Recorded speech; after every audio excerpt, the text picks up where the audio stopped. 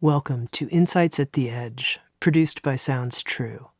My name's Tami Simon. I'm the founder of Sounds True, and I'd love to take a moment to introduce you to the new Sounds True Foundation. The Sounds True Foundation is dedicated to creating a wiser and kinder world by making transformational education widely available. We want everyone to have access to transformational tools such as mindfulness, emotional awareness, and self-compassion, regardless of financial, social, or physical challenges. The Sounds True Foundation is a nonprofit dedicated to providing these transformational tools to communities in need, including at-risk youth, prisoners, veterans, and those in developing countries. If you'd like to learn more or feel inspired to become a supporter, please visit SoundsTrueFoundation.org. You're listening to Insights at the Edge. Today is a rebroadcast of one of my favorite episodes. I hope you enjoy. Today my guest is Annie Lamott. Annie is the acclaimed author of more than a dozen books of fiction, nonfiction, and collected essays, known for her honest, insightful, and humorous approach to subjects such as faith, loss, and the creative process. She's the author of Help, Thanks, Wow, Stitches, Bird by Bird, and Hallelujah Anyway, Rediscovering Mercy, where she argues that kindness towards others, beginning with myself, buys us a shot at a warm and generous heart, the greatest prize of all. This is a special episode of Insights at the Edge, in which we are broadcasting Annie Lamott's session that was originally part of Sounds True's Self-Acceptance Summit. In this episode, Annie and I spoke about what she refers to as radical self-care, and how it is the foundation of all true health and healing. We also talked about her own challenges with self-esteem and issues related to body image, and what it's taken for her to develop a sense of true belonging in which she's able to welcome all of herself and others, and receive such welcoming in return. We also talked about how women are trained to put other people first, and how self-acceptance is actually a feminist issue and a prerequisite for truly being there for others. Here's my conversation with Annie Lamott.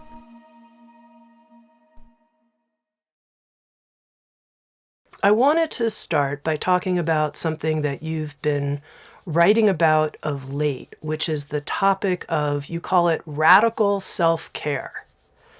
This idea of self-care and what that means to you, and why for some of us it's so hard. And also, something like self-care, I think some people might think, oh, come on, isn't this just self-indulgent? Do we really need more? Anne Lamott's talking about self-care. Isn't this just one other way that we cocoon in on ourselves? No, I think it's the opposite. I think it's the beginning of all healing and health. The reason it's so hard is because we often grew up around alcoholic or mentally ill or very unhappy people, and especially girls learn to get their self-esteem and their sense of purpose and meaning on this life by taking care of everybody else.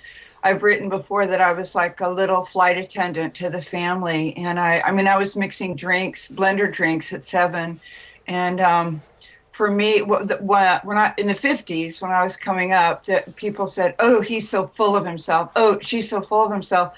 So this was a criticism, and you learn not to be full of yourself. You learn to be a person for others. But that meant coming from an empty glass instead of a glass that was,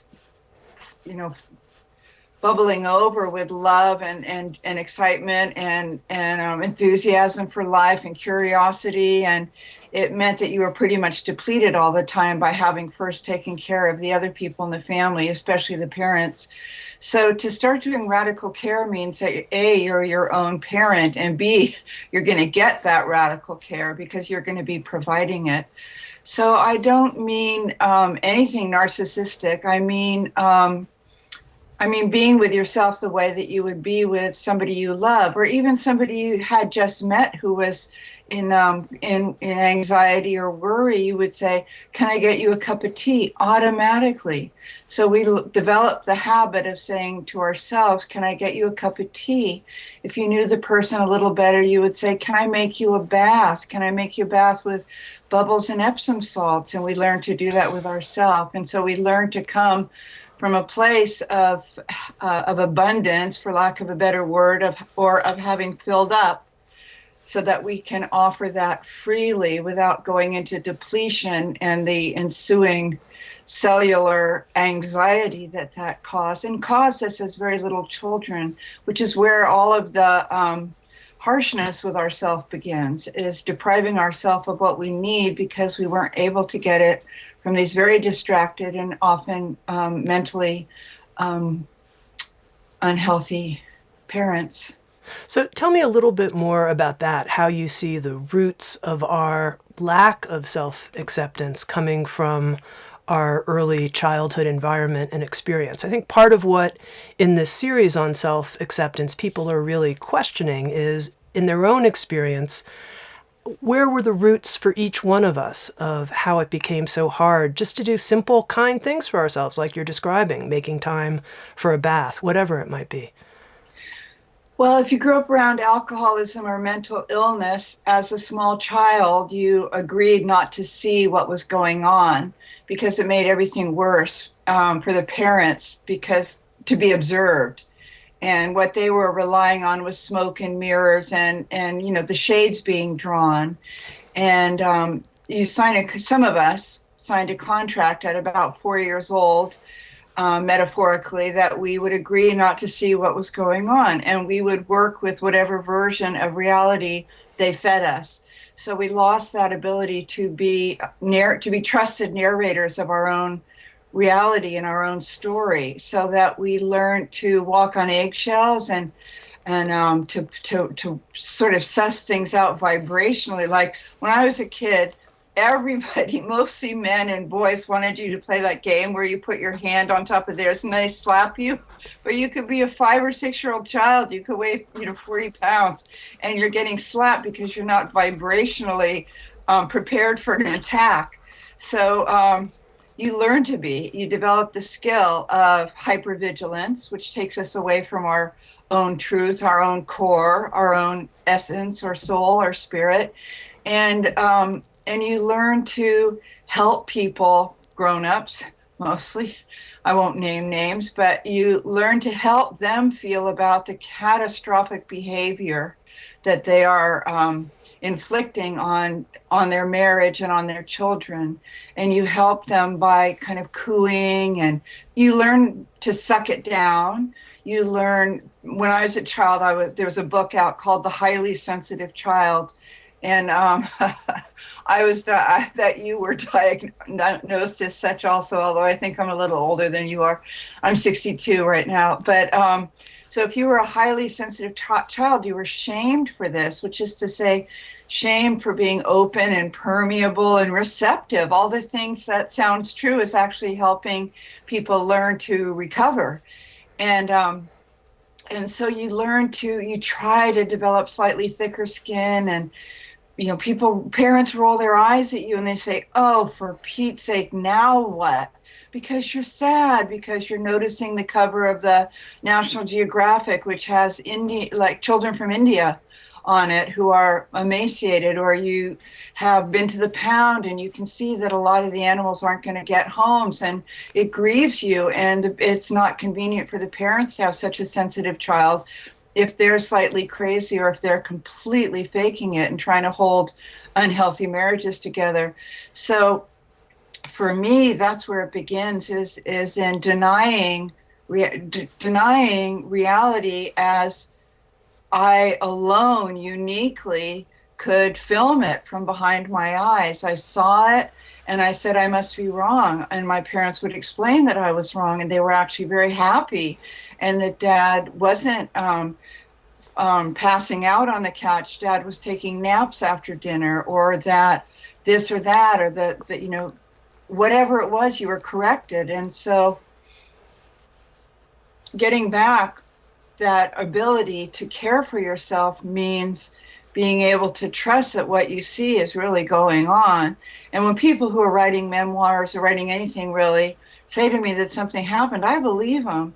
And their parents and their families and their aunts and uncles didn't. And when they said that this uncle was doing this to them, people shamed them for that. And I believe them.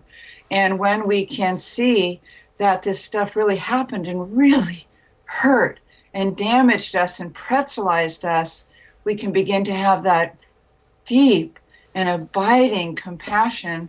That is where all healing begins.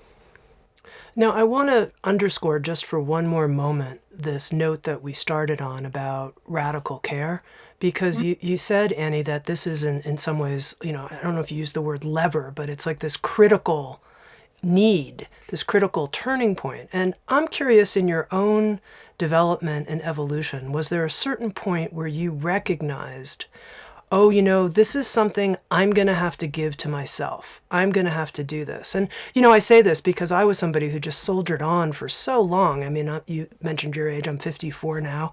And, it's only in the past decade that I got it, that I had to really take good care of myself, that I couldn't just, be the indomitable warrior at all times without stopping. And I needed to be the one to take this good care. Yeah, or you didn't have to, but then you would become less and less authentic and less vital and plugged in umbilically to the energy and the beauty of the universe. So it's really a decision and a choice, I think. But I can say that I first found salvation when the first issue of Ms. Magazine came out when I was 16. And I remember I was just talking to my partner about this, that my best friend, Pammy, who I've written about so much, she was an emancipated minor in San Francisco where we were going to high school, and we opened it. And I know you did this with your cousins when you were little, when you get a Sears catalog and you'd spread it out over both your laps and you'd turn the pages, and everything on your side was stuff you could have, or then you'd be jealous that they had something cooler on their side and blah, blah. But we sat side by side with Ms. spread out on our laps, and we read it that way, and we went, oh my God. And a switch was thrown. And I remember her apartment. I remember what we were eating. We were eating salami and Hershey bars.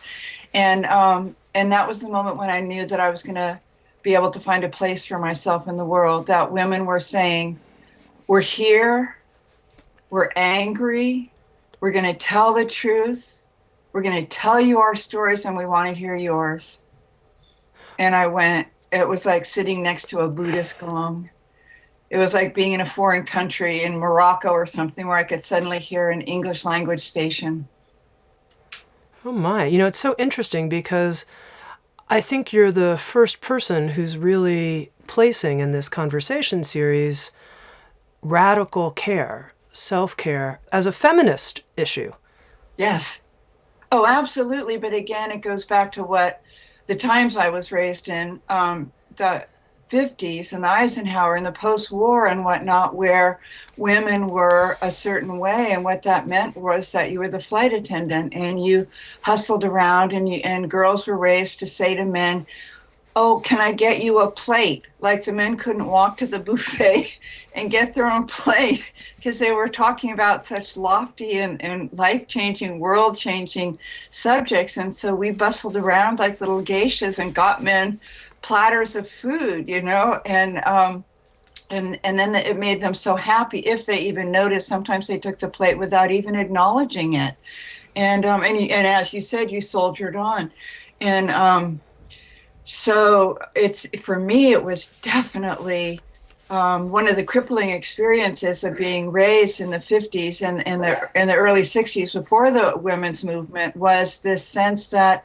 you brought men food and they might not even notice you standing there, that you picked up after them, that you helped them feel better about what they had said to their wife, your mother, or what your mother had said or done to all of you the night before. You code them, you enabled them, you patted them, you became the mother. This is what girls did. And you mothered your mother, and you were the wife to your father. So it's very, very hard to have a authentic self-esteem when it is so dependent on pleasing sick people. So when feminism came along, and in 13, let's see, I was born in 54, so 67, Summer of Love is coinciding with a really burgeoning awareness of the movement and these writers, including people like Nora Dunn and Gloria Steinem, who are my two heroes, Audrey and Rich and Sylvia Plath, everybody we were reading. Little by little, they were telling you that the way home was going to be in telling this kind of truth you'd never been allowed to tell before, and in noticing that you were very, very depleted by all the life force and energy in you going out to others, to the professors, to the male teachers, to the authority figures, to the government. It was all men, and they said, well, it has been. And when they taught us to sit together, they taught us to listen. And what they taught us to do is to listen to other women and girls and to hear that we were all in the same boat, that this was an institutionalized oppression against power, the terrifying power of women. So when I was learning how to care for other girls and women by listening, by getting them cups of tea, by sitting with them with no plan and maybe a bowl of, black bean soup or some odd hippie food, and telling them my truth as a form of love and as a form of empowerment. Little by little, I think collectively began to get that the buck stopped with us and that we couldn't do it without having it. Mm-hmm. When you're talking about these feminist heroes, I'm thinking of the kind of bravery that's required to really stand up in any generation and be a truth teller, especially if it's not matching with whatever the collective norms are. And I'd love to know more how you see the connection between inner bravery, and it could be in really small acts, and self-acceptance. Well, that's a really interesting question. I feel like I could write about it after thinking about it for some time. But the culture, the books and the movies, when I was coming up, were all about the bravery of men, that the bravery was actually about war and aggression and protecting the women folk and the children. And it was all this, it was all associated with physical power and elitist positions from which you might bend down to help the people that you were responsible for, because women weren't responsible for themselves.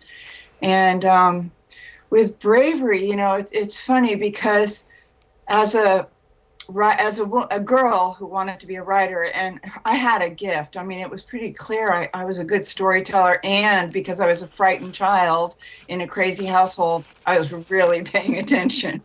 And those are probably, that was so important to being a writer, was to be somebody, like Henry James said, on whom nothing is lost.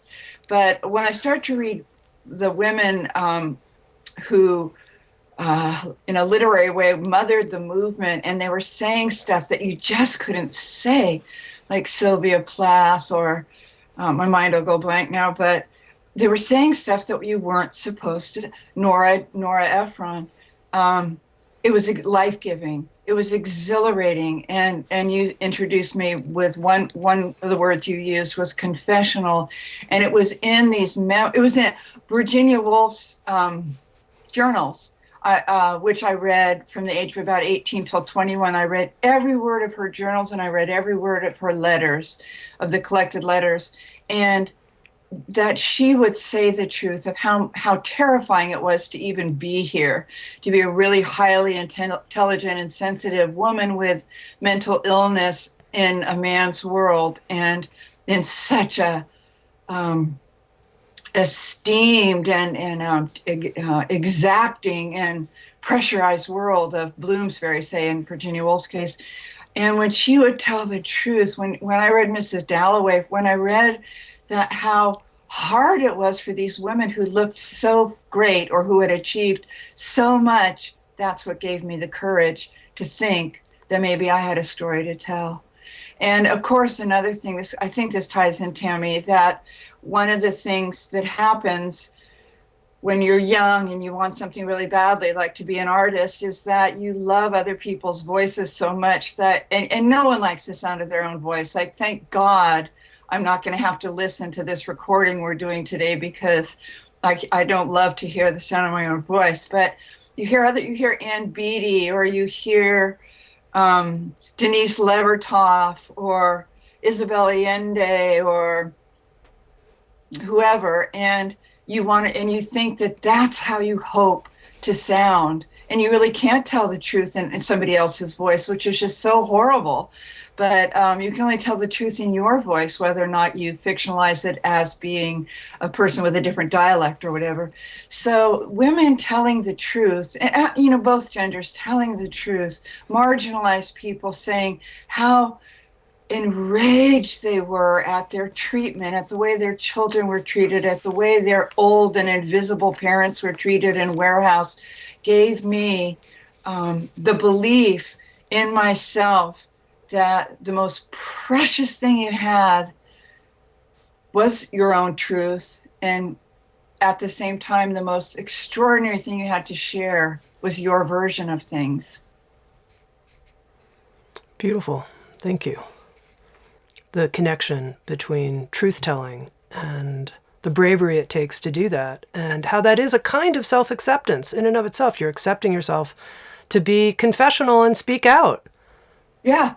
And also you find that it's so life-giving when other people do and they make you laugh, like Lori Moore, for instance, when I first read some of her books, and they were so vulnerable, but laugh out loud funny.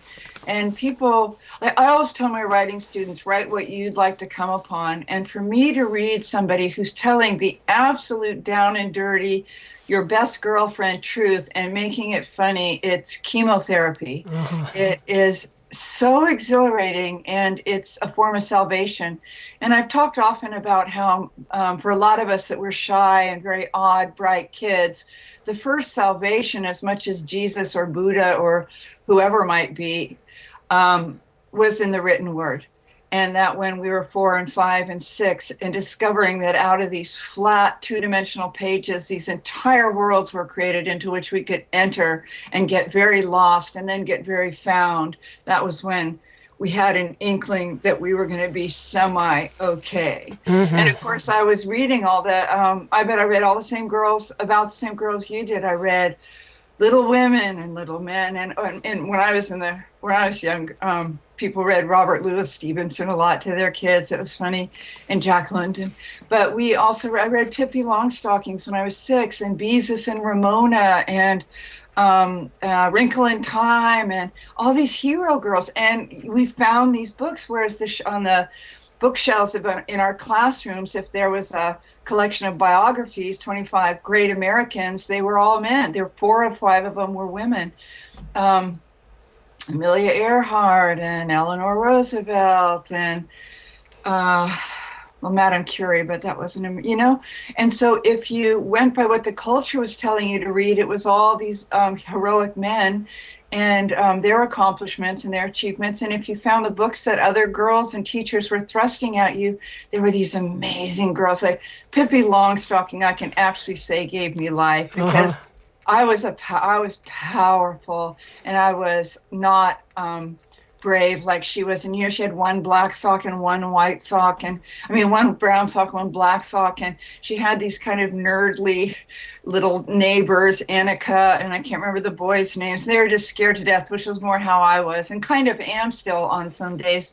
And she would just talk them out of that and convince them to come along and do some great adventure with her that might involve moving the horse out onto the porch, bodily, or deciding not to bring Mr. Nilsson the monkey at the last minute. But she could, because of her power and her confidence in it all, which I think would be a great title for a book, by the way, you should commission it all. She convinced other people to be braver and to be bigger than they were without her, and to have bigger and bigger boundaries, margins and peripheries, and, to go a couple more concentric circles out into the world and the mystery than they would have been otherwise. So I kind of forgot what the question was. Well, I want to pick up on a thread because you said when you're afraid, still some days that happens. Sometimes you are afraid. And I'm curious how you bring an attitude of self-acceptance to being afraid, and even more so self-care when you feel afraid. How do you treat yourself in those situations? Well, I think it all ties in with what we were talking about earlier about sitting down with women and girls and trusted and beloved men, and finding out that we're all in the same boat, that we all have scary thoughts, we all have judgmental thoughts. The system works for two reasons: one, that we're not all crazy on the same day, and that our minds don't have PA systems, But it turns out if I've written and presented something for publication, it means that I know damn well that it's universal.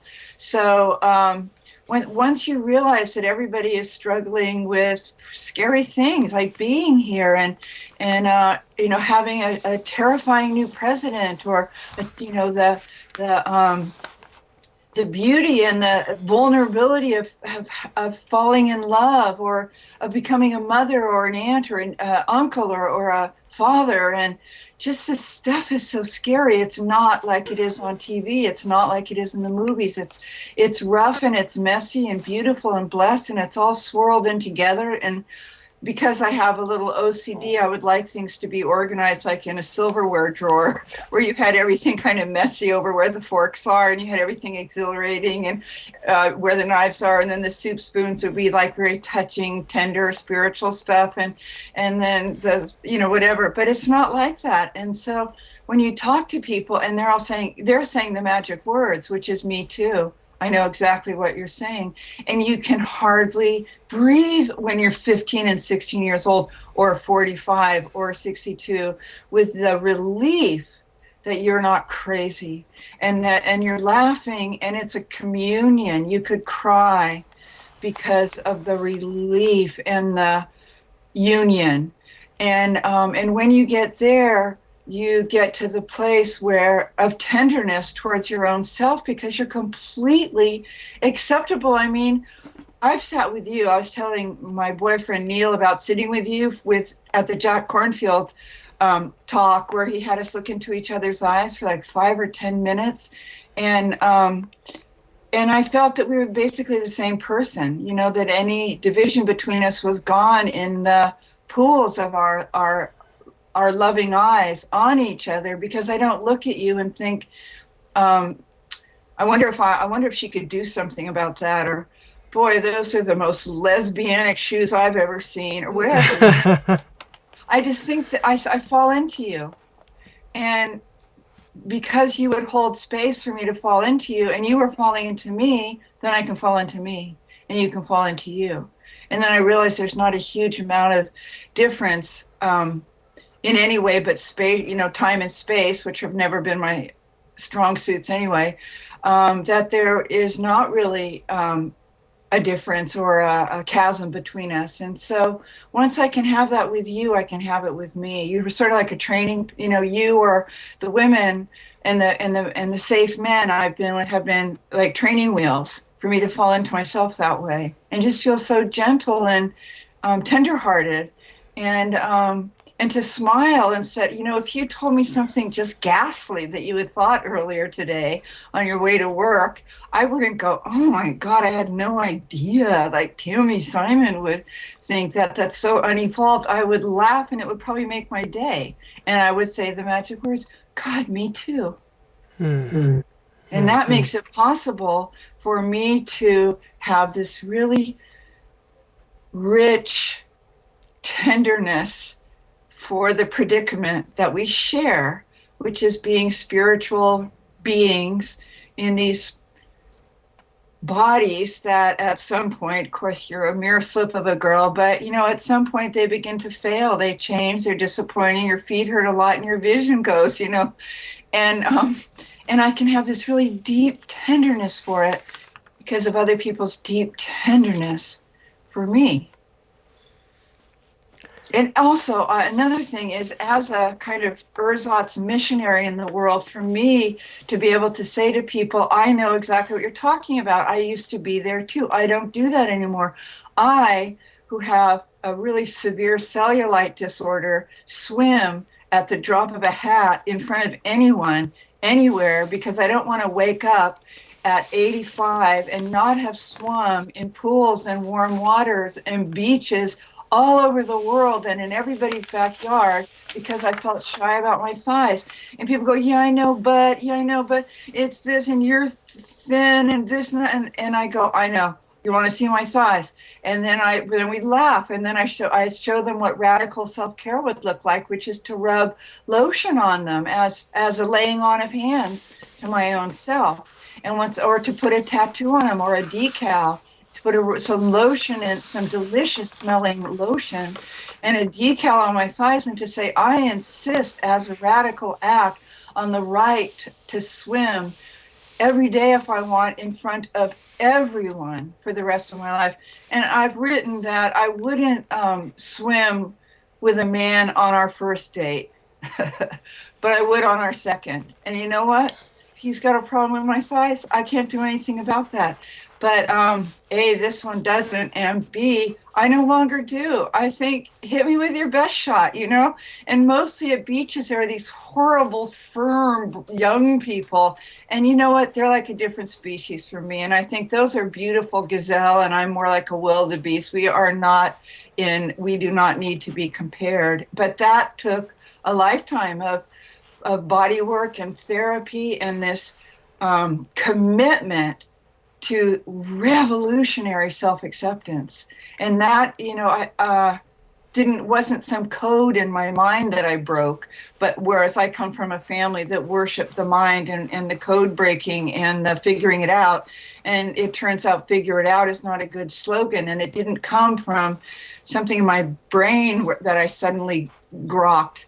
It came from, you take the action and then the insight follows. A lot of lotion, a lot of decals, a lot of girlfriends who look pretty much like me, which is to say 62, and I forgot to go to the gym after I had a child, and I certainly meant to 27 years ago and still haven't. So we go together, we stick together, and we don't live in what our thighs or our tummies look like. We live in our hearts, we live in our spirits, we live in our love for each other. We live in the glory of the ocean and the sea and in a swimming pool. So it's partly a decision, and it's often what are the actions you could take that would lead to the insight that bodies are beautiful and all bodies are heroic. Feet, which are maybe one of our homeliest parts, are such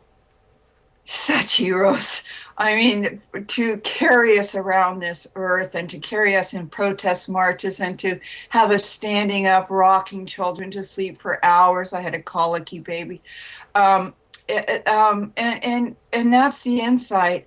And the action might be toenail. Like, I don't think you'll be able to see this on the, I don't know if you can see this on the camera, but for the Women's March, the day after inauguration, I got this incredibly beautiful confetti on my fingernails, this confetti polish, because that's an action I can take. That is like, let there be light and let it begin with me. And I look at them and they make me laugh because they look like what spiritual truth is, which is that it's all good, or it's all a trip, it's all beautiful. And I got them because of another woman who was a stranger who was sitting next to me at this salon, and she was just enormous, and she was a dance teacher, and she had these terrible glasses on, and I just fell in love with her on the spot. And she was getting this polish, and I said, are you going to the Women's March on Saturday? And she said, no, but I just want to be prepared that whatever happens on Friday, which was the inauguration, I am going to look beautiful and I am going to dance. So I got this confetti polish, and I'm going to keep getting it so that I'll remember no matter what happens, I'm going to feel beautiful and I'm going to dance. Now, Annie, I'm glad you brought up the issue of body image and body weight. And in your writing, you use a lot of humor when you talk about your own body and the process you've been in to accept and love and go out to the beach. And I'm curious, do you think that humor helps with self-acceptance related to body image, or is it actually covering a lot of more painful issues, or both? Well, I've written a lot about the painful issues too. I mean, I've tried to be very, very honest about how excruciating it was to be born a little girl in this culture that before I knew it was all Jean Shrimpton and long straight hair, which I was never going to have. I was a child who was bullied really savagely, mostly by boys, about having kinky hair, and I weighed no pounds. I was just this, at 10, I weighed about 15 pounds, and my mom was very short and very heavy, and my father was tall and skinny and had a terrible contempt for my mother and her weight. It was a huge thing in our family, and so I grew up in this kind of state of held breath of A, don't let that happen to me, and B, don't let me stay like this. And so I have tried to be as honest and as unfunny as I can about the soul death that it causes to be judged and even to be looked at it a certain way. Like it's funny because you've seen me address 1,000 people with a pretty amazing level of comfort. And at the same time, I am so shy and I don't like people to look at me. And I don't do crowds and I don't eat with people I don't know. And so it's all like all truth. It's a paradox. And so I have had a tremendous amount of voices in my history telling me that I was simply not okay because of the way I looked. And I internalized them. And it took probably it took longer than that. I mean, I can remember just being shamed as a little child for the way I looked, and my parents' anguish, my mother's anguish that I had such frizzy hair, and her efforts to tame it and getting it straightened, and the smell of the chemicals, and and then my internalized terror of weather, because if you had hair like mine, you could sort of moose it into submission. But if there was weather, if there's fog, I live in the San Francisco Bay Area, rain, drizzle, anything, swimming, it all reverted to its very, very, very curly self. So it was most of my life. And I also had migraines as a little girl. I started getting them when I was 5. And so that was another thing, that I was just emaciated. I was probably just a thin child, but I was referred to in this way, where strangers who felt confident to stop parents and comment on their children would say, "Do you feed her?" and stuff like that. And so besides having a very, very thin frame and this curly hair, I was also having to lie on the floor of bathrooms to cool down the migraine because there was really no medicine. And of course, other girls would come into the bathrooms, and I grew up with such deep shame about my physical self, and it's the self-acceptance is about both the way that you are seen and the way that you are looking out at and terrorized, that they're terrorized and trying to come up with an explanation for why everybody is so unhappy and mentally ill, and why your parents have such huge problems. And the only way to do that as a child is to think that it's you, that there's something defective in you, there's something annoying in you, and this probably before 5 or 6, but I'm aware of it by then. And then you start to do the only option you have, which is to try to correct yourself or squelch yourself because it seems to be annoying or to cause problems. My parents couldn't stand that I was so sensitive. It drove them crazy. They said, "Oh, for Christ's sake, I can remember crying when my baby brother came home from the hospital as a baby, and when I was holding him, and my brother and I were having our pictures taken by a friend of my parents, and I was weeping because I understood that this baby, this infant, was doomed, that the family was crazy, that my mother was so heavy, and my father drank, that they hated each other in a very polite sort of Harold Pinter way. And when I started to cry while the pictures were taken, my father said that was fine, but I had to go get a clean artichoke heart from the kitchen and cry into that. And that was called the tear bottle. So if I wanted to cry because I was terrified about a baby being destroyed, that I needed to direct my tears into an empty bottle. And so it leads to not the fear that there's something deeply wrong with you, but the understanding that there is something so defective about you that, first of all, you must keep this and almost everything else a secret. And that, too, you must correct it.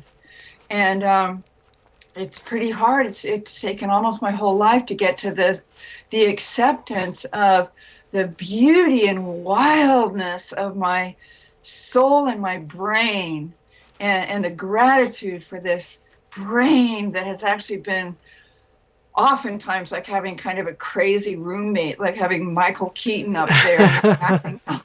But little by little, and with endless birth coaching from other sources and women and literature and safe men and other cultures in my church. I know I've said this in front of you before, and I've written about it, but my Jesuit friend Tom Weston said the 5 rules of being a grown-up American are that 1, you must not have anything wrong with you or different about you. 2, if you do, you really have to get over it or correct it as quickly as possible. The 3rd rule is that if you can't correct it or get over it, you have to pretend that you have so that you can pass.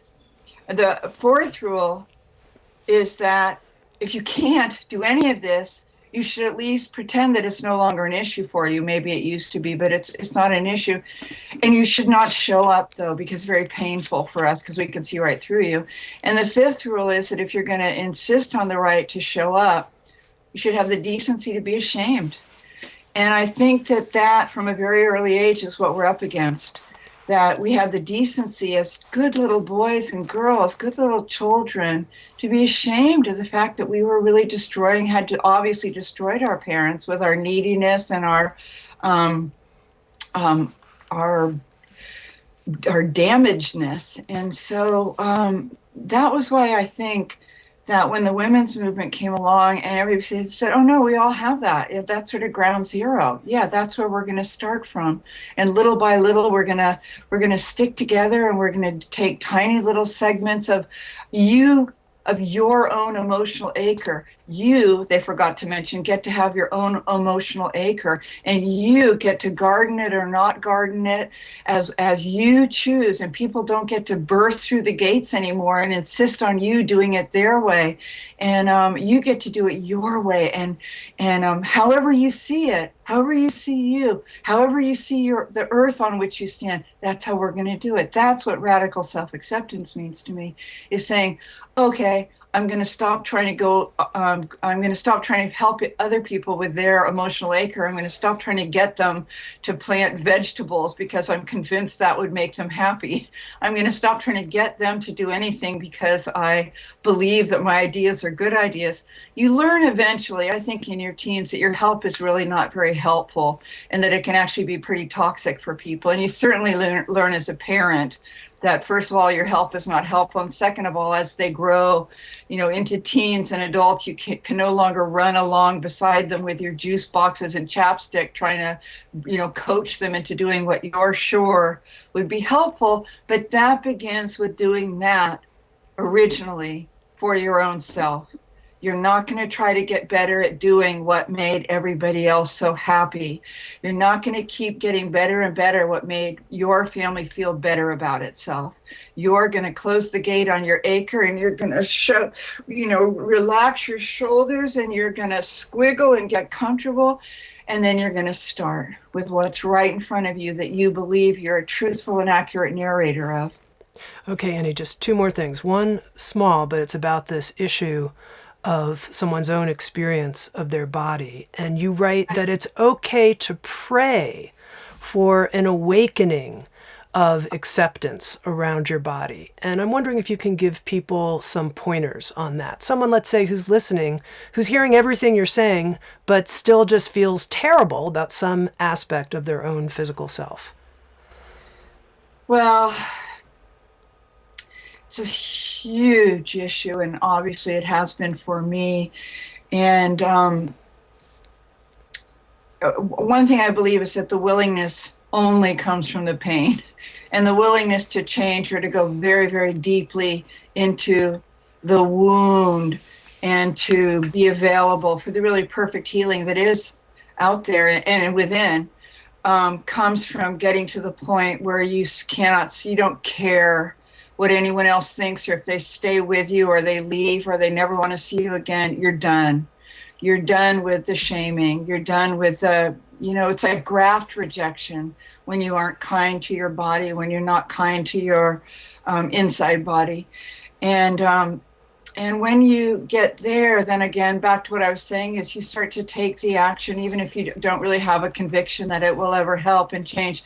For me, prayer means, prayer is anything. Prayer is prayer. You can pray about anything. And my belief is that you're heard, and that something that I would call God for shorthand draws nearer and nods. Like Mother Mary, I love so much. She goes, yeah, and listens. And so you take the action. Well, for me, I've had quite a lot of heavier women at my church who have wanted some help around this. And I've always said, well, if you invited our pastor, Veronica, who we all adore, over for lunch, would you say to her, well, I don't have that much time. Let's stand in the kitchen. I got us each a tube of Pringles. I hope you like the barbecued ones. And you wouldn't feed her standing up in the kitchen from a tube of Pringles. Even if you had 45 minutes, you would have put beautiful food that you had washed if it needed to be washed, and that you had cooked or arranged on a plate for her. And it might be very simple food, which is what I like, but it might have several colors because you love her so much. And so you put some grapes and some plum tomatoes and some a couple different kinds. That you put some butternut squash, and you put that has parsley on it, that you actually went to the trouble of taking 30 seconds to mince up some parsley to sprinkle on the butter. You put a little bit of butter on it, and you made a little dressing on the side, and you get a really cool, cold, fresh glass of water in your favorite glass, right? You don't get her the jelly glass. You don't get her your, you don't get her an old mug with a chip on the handle. You get her a beautiful mug. You get her a cup of tea. You get her a fresh glass of water in your best glass. Maybe you only have one of them, and you give it to her. And you sit down at the table, and you have a really pretty napkin there for her. And then you bless the food, and you bless the companionship. And that's what we need to learn to do to ourselves, as we make those kind of plates for food for ourselves, that we get the one really, really good glass, that we make ourselves a lovely cup of tea in a really pretty mug. And little by little, I think the message becomes that we're worthy of that, and we're deserving of that. And we start to notice the softening inside of us of being loved and nurtured by our own selves. You think, oh, it's just by yourself, it's just you. But you learn that that's where it's going to come from. That's where the mothering is going to come from, is from you. And that's where another thing, and I'm sure this is true for you, Tami, too, is that when you're a girl and maybe your mother had tiny problems with how you were turning out, but your two best friends had mothers that just got you, and they were the other mothers, and and people will say, oh, that Leah's her other mother. And that was where I got a lot of my mothering from. My mother was my own mother, who was very worried about who I was in the world and being accepted and stuff. And the other mothers got me, and they got that my hair was like platinum blonde, like Marilyn Monroe, and one of them said, any woman on the peninsula would die to have hair your color, which hadn't really occurred to my mother. And through those other mothers, you learn that that's where the mothering is going to come from. And I think this huge step in the process of acceptance, self-love, self-nurture comes from being your own other mother, being the mother that can see that your hair is actually really beautiful, being the mother that can see that, yeah, maybe you should be walking or could be walking a little bit more, and you'd probably feel better in about 10 different ways if you did. But for right now, you and she are going to go out and have a treat somewhere together, and you are going to damn well enjoy it. So that other mother, I've written about it somewhere, but that's been very, very important to me, was to have had three other mothers, and I'm another mother now too. Mm-hmm. Which is where actually I'd like to end in this note of offering welcome to other people. In your book, Small Victories, you have a chapter called The Book of Welcome. And I thought in many ways this is a key to self-acceptance for ourselves and others, this idea of offering welcome to others and receiving welcome from others. And I wonder if we could end, if you could talk, what would that mean for someone listening, how they could offer a sense of welcome to someone else and also receive welcome, maybe even from an unlikely place. And extend welcome to their own mixed bag of radiant, confused, nervous, exuberant self. The book of welcome, I haven't thought of that, but it's like the welcome is the great shalom. But if you grew up in certain families with alcoholism or mental illness or extremely high standards of intellectual achievement, it was all pretty conditional, that if you were doing things a certain way and at a certain level, then the welcome was extended. If you weren't having a lot of needs or feelings, then you were really welcome at the dinner table. If you were having needs or feelings, then it was a problem. And I grew up in a generation where kids were sent to their room without eating. And what a coincidence that I developed a tiny 30-year eating disorder. But you've published so much about the subject of unconditional love, but I know both of my parents really loved me, and the love was so often conditioned on my having done as well as they hoped I would do, or as well as anyone could possibly ever do in the history of all of life.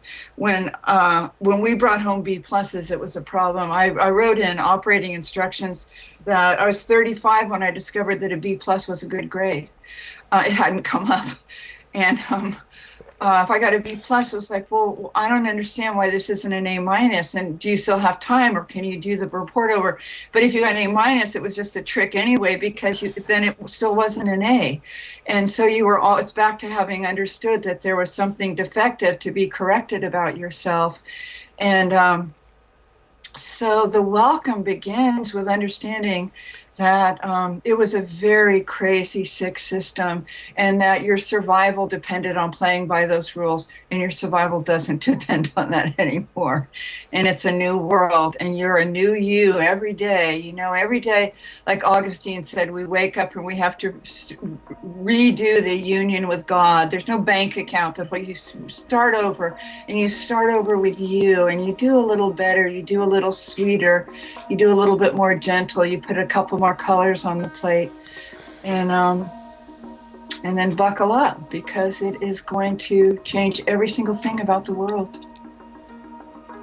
Annie, thank you, honey. Thank you. I know you love this quote from Ram Dass, we're each just walking each other home. And I feel like you being part of our Self-Acceptance Summit is an act of generosity on your part to help walk with all of us. And so I thank you. Thank you so much. You're welcome. I love you, Tami. I love you too. Thank you. Thank you for listening to Insights at the Edge. You can read a full transcript of today's interview at SoundsTrue.com/podcast. And if you're interested, hit the subscribe button in your podcast app. And also, if you feel inspired, head to iTunes and leave Insights at the Edge a review. I love getting your feedback, being in connection with you, and learning how we can continue to evolve and improve our program. Working together, I believe, we can create a kinder and wiser world. SoundsTrue.com, waking up the world.